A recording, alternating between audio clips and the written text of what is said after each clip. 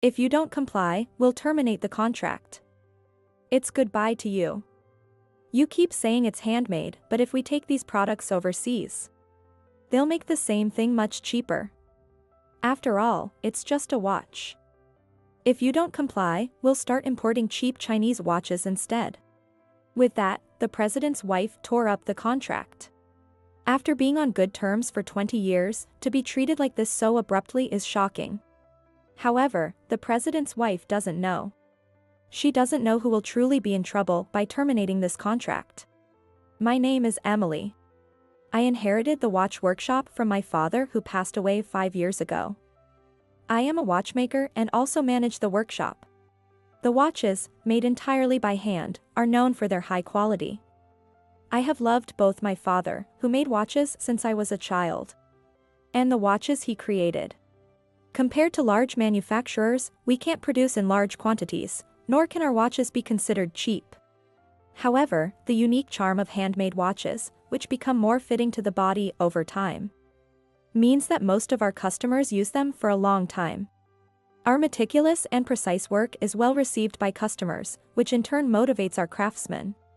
I am truly happy and proud to have inherited this beloved shop. There was a shop that favored our watches for 20 years since my father's time. It is an old men's clothing store in the same district. A long-established personal store rooted in the community, with many regular customers. Targeting mainly businessmen, it sold suits and accessories. The previous president of that store was very fond of my father's watches, and even after I took over, he continued to display them in the store.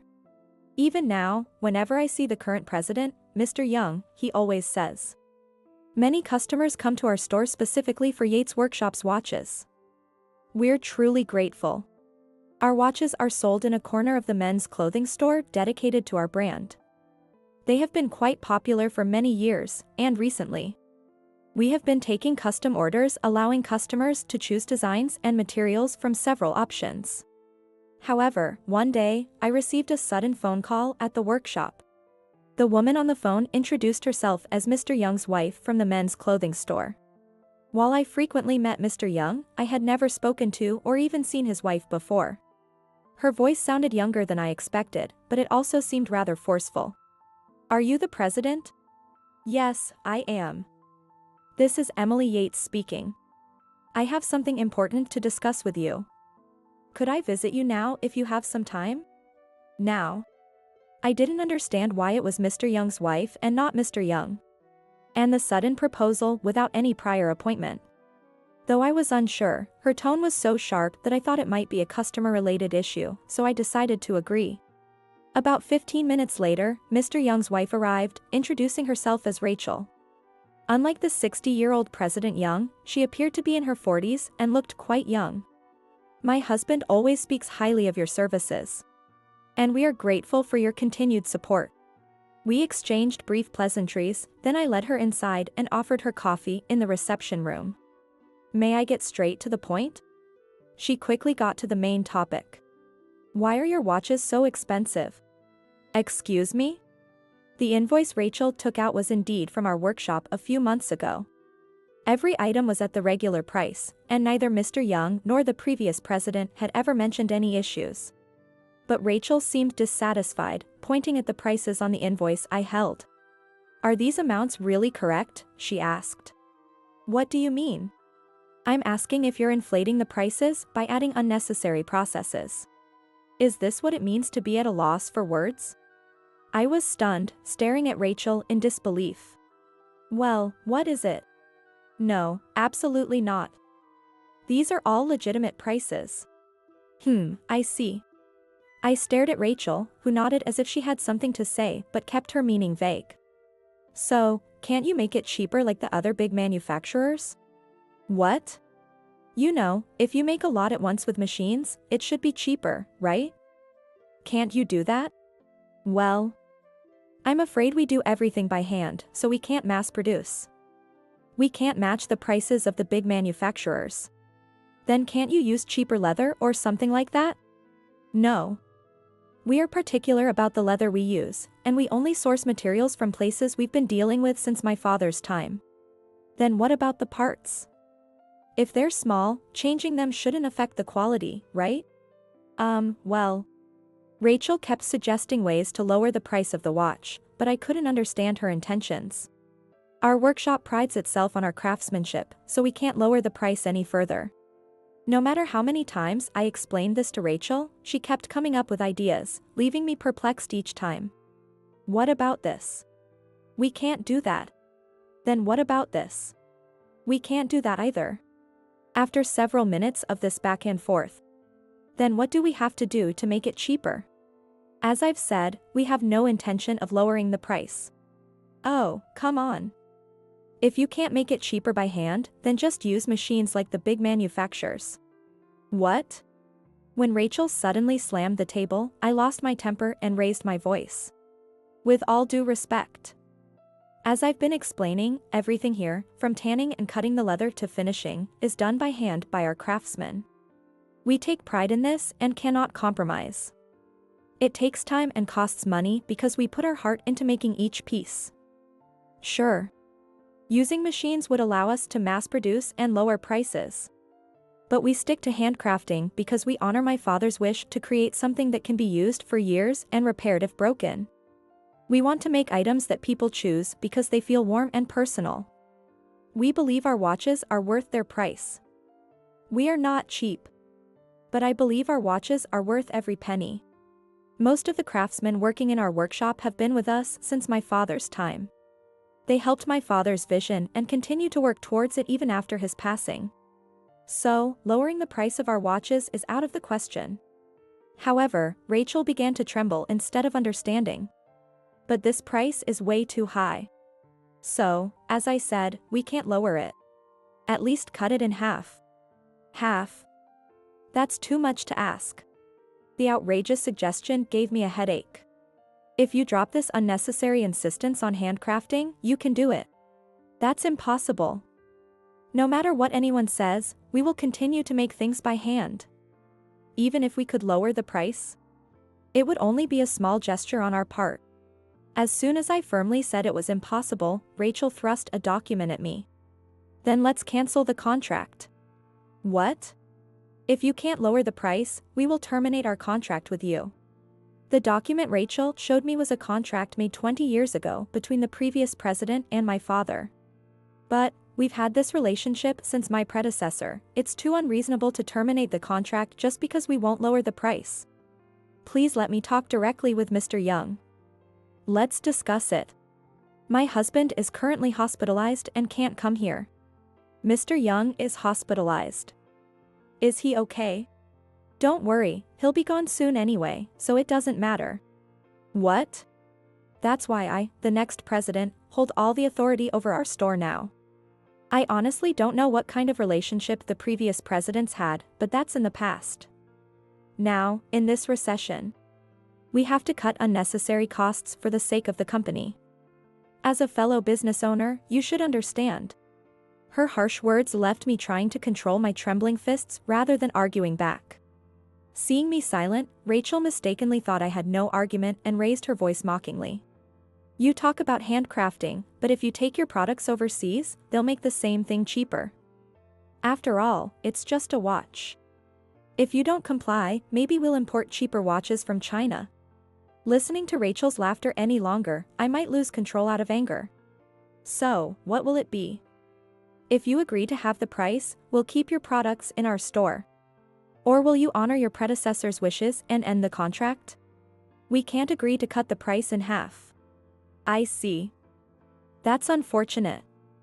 Then we'll terminate this contract. Rachel tore up the contract with a half smile and started to prepare to leave. I'm sorry too, but we can't place our products in a store that doesn't appreciate their value. Rest assured. We'll never supply our watches to your store again. That's our line. Don't say we didn't warn you. That goes both ways. Thank you for everything. As I said this, Rachel left the workshop with a big smile on her face. Dad. I'm sorry. I didn't know if this was the right thing to do, but I felt terribly sorry for my father. Rachel's words were truly harsh. However, that men's clothing store was one of our few longtime major clients. We needed to find a new client soon, or our business would struggle, just as Rachel said. One day, while thinking about this, the workshop phone rang again.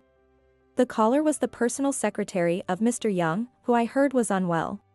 He insists on speaking directly with you. I'm calling despite knowing it's inconvenient. Though I was puzzled by the secretary's words, I had wanted to visit Mr. Young since hearing about his hospitalization. So I agreed to a brief meeting. I quickly got the hospital address and headed over. In the hospital room, I found Mr. Young lying in bed connected to many tubes, his secretary who had called, and Mr. Young's son. I calmed Mr. Young, who tried to sit up upon seeing me, handed the secretary a fruit basket, and sat down to listen by the bed. I heard from my wife. First, I must apologize for her rudeness. I am truly sorry. Mr. Young. Seeing the always cheerful Mr. Young so frail left me speechless. It may sound like an excuse, but that was my wife's decision, not my intention. However, your wife claimed she was the next president and held all authority. That's just what she thinks. What do you mean? Well, according to Mr. Young, Rachel was his second wife and had a son from a previous marriage, in addition to his biological son present now. Taking advantage of Mr. Young's hospitalization, Rachel declared herself acting president and tried to seize control of the company. She planned to make her son, still in middle school, the next president once he grew up. It's embarrassing to say, but I've betrayed you and your father this way. I'm truly sorry. Please, stop apologizing. It's not your fault, Mr. Young. This is not good for your health. Thank you. However, I heard my wife said terrible things and terminated the contract. Your watches have always been popular in our store. Customers come mainly for your watches, and then buy ties and cufflinks. Terminating the contract will greatly affect our sales. Ms. Yates. I beg you to reconsider this contract termination. Mr. Young. My son, not my wife, will take over the store's management. My son understands the value of things, unlike my wife. Please, I beg you. I want to protect my father's store too. Please. With Mr. Young, his son, and his secretary all pleading, I felt conflicted. I understood their feelings, but it wasn't a simple matter. I'm very sorry, but as long as your wife, who doesn't understand the value of our work, is involved, it's impossible. No matter the long history between our predecessors, the contract was still broken. The contract was torn up, and there's nothing more we can do. Besides, your wife insulted not only our watches and workshop but also my father's legacy. It was unbearably humiliating. Knowing that we can't supply your store anymore. I can't bring myself to do it. I'm truly sorry. As I said this firmly, the three visibly fell in despair. But remembering the humiliation, my feelings didn't change. 6 months later. To recover lost profits, I ventured into online sales. We started selling custom-made, handmade watches. Putting effort into promoting on social media, we thankfully became a hit and orders increased. We also found new clients for our ready-made products, expanding our business and increasing sales. Now, we're busier than ever, both me and the craftsman. One day, the workshop phone rang. Thinking it was another order, I answered, only to hear Rachel's voice. What do you want? Our business with your store should be over. Ms. Yates. Please, I have a favor to ask. Make and deliver watches to our store again. It doesn't have to be half price, even 30% off is fine. Just hurry. Rachel's voice sounded incredibly desperate. How dare you say that after mocking our watches? And wasn't it your store that unilaterally terminated the contract? I clearly told you we wouldn't deliver to your store again. Please, don't say that. I'm begging you. If things continue like this, both my position and the company will be in jeopardy. Even at the regular price, just please make the watches. Her voice, almost in tears, didn't sway me at all. It's impossible. Please don't call again. Goodbye. With that, I hung up the phone. A month after cutting off Rachel's call, a customer visited the workshop. Ms. Yates, it's been a while. Mr. Young. It was Mr. Young and his son. Apparently, his health had improved and he was discharged, which is why they came. Please forgive the intrusion. We are here to humbly request that you renew our contract. What? Despite his recovery, Mr. Young looked significantly older. His son explained the situation. After our contract ended, Rachel had been pushing cheap Chinese products on customers who came to buy or service watches. She often said, "There's a cheaper and better option than those overpriced watches." However, those watches were indeed cheap but of poor quality, quickly turning into unusable junk. As a result, customers stopped coming, and the store became eerily quiet. Upon his discharge, Mr. Young harshly scolded Rachel, but she remained defiant and ambitious. "Let's cut costs and increase profits. That way we'll make more money." He said he felt terrified by her attitude. When Rachel realized she couldn't seize control, she exploded. "I only married you for your money. What a mistake." That outburst was the final straw, prompting Mr. Young to decide on divorce. His son was also considering suing Rachel for damages caused by her reckless management. The customers who came to our store weren't just looking for any watch. They came specifically for Yates Workshop's watches. They were willing to travel to our store because your watches had that much value. My wife never understood that. Even though we're divorcing, I deeply regret ever marrying someone like her. Mr. Young handed me the contract documents and left, asking me to reconsider.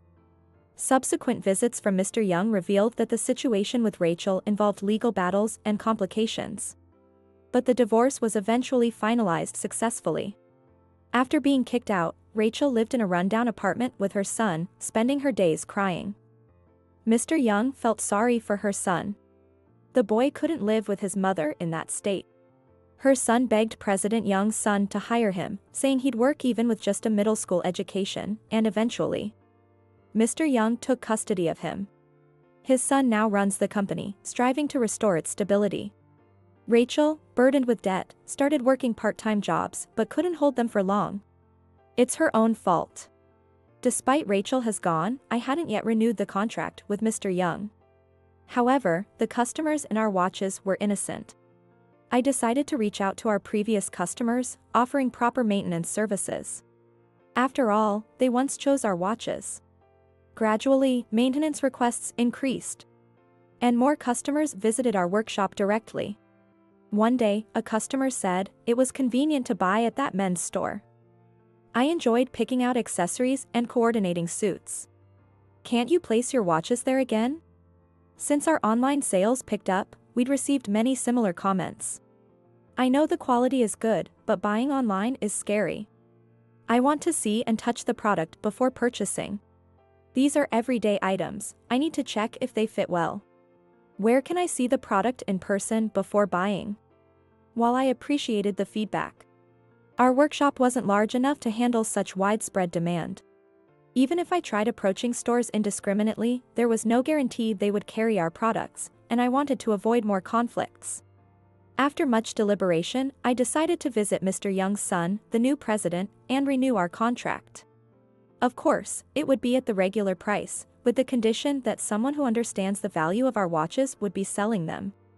Both Mr. Young's son, the new president, and Mr. Young, the former president, thanked me repeatedly, and our old customers Mr. Young's son. With the return of a major client at regular prices, our workshop became even busier. While everyone was motivated, it would be counterproductive if we couldn't keep up with the demand. Just as I was considering hiring new staff, Sean, Rachel's son, approached me, asking to work here. He was attending a technical high school, and I decided to let him start as an apprentice if he was truly motivated. Honestly, I still don't know much about watches, but I've always admired the ones displayed in the store. Sean said with a bright smile as he watched the craftsman work. Several years later, I was gazing at a particular watch displayed in a corner of the workshop. It was the first watch my father made for me. He crafted it with love as a gift for my 21st celebration, and it's my treasure. Since I was a child, I was in awe of my father, who spent long hours meticulously making watches. He was my hero, and I wanted to be just like him. When I told him I wanted to be a watchmaker, work for a proper company, he said, but I knew he was secretly pleased. In the end, I followed in his footsteps, and he taught me everything without a word. Feeling nostalgic, I gently touched my precious watch. Placing it back, I sighed as I looked at the watches I made, ready for shipment. It's not that I'm dissatisfied with the present, but I still have a desire to surpass my father someday. First, I need to complete the tasks before me. After stretching out my body, I carefully packed each watch I made with care and loaded it into the car. My father always said the watches he made were like his children. I feel the same way. These watches are our children. Delivering them is both joyful and a bit sad. But they will return for maintenance someday. When they do, we'll welcome them back, fix them up, and send them off again. With that anticipation, I'll continue making watches today.